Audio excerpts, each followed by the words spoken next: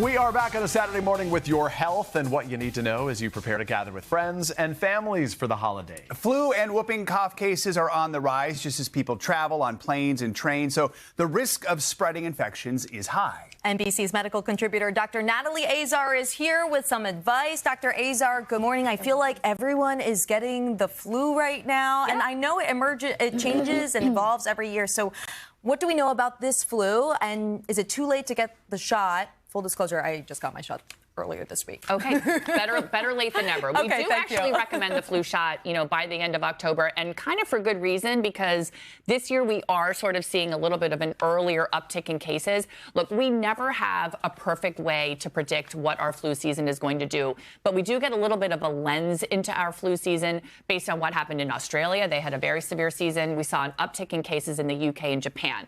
And the thing that's worrying experts is that we're seeing what the strain that we're seeing circulating right now is one that's called H3N2.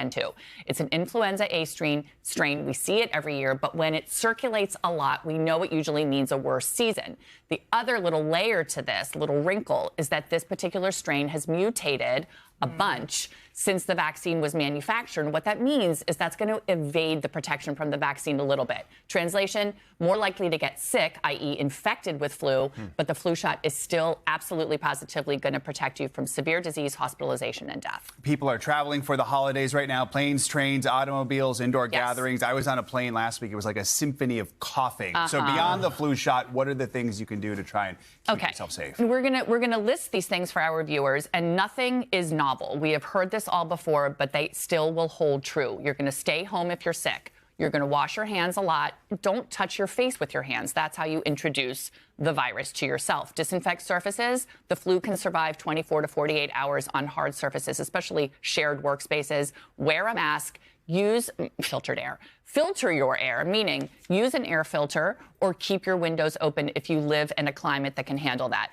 Little anecdote, my 93-year-old mom lives with us. She obviously got her high-dose flu shot. My daughter and I had the flu a couple of weeks ago. I was really scared about getting it to my mom. I wore a mask in the house anytime I was with her. I know it's an N of 1, but it does work. It's called source control. You're protecting the people around you, not just yourself, when you wear a mask. Wearing the mask, too, it keeps kids' hands out of their mouth, too, at times like that, right? Which is going to be a good way to spread this stuff. Let me ask you about whooping cough right now. There's been a surge in that. This is a concern, obviously. Parents have concerns. What do you tell them? So we are very concerned about the uptick in cases in whooping cough. NBC News, along with Stanford University, recently did an investigation and found that of the 31 states that had data on immunization rates, about 70% of their jurisdictions were not meeting the amount of vaccination necessary to achieve what's called herd immunity, which is protecting everybody in the community.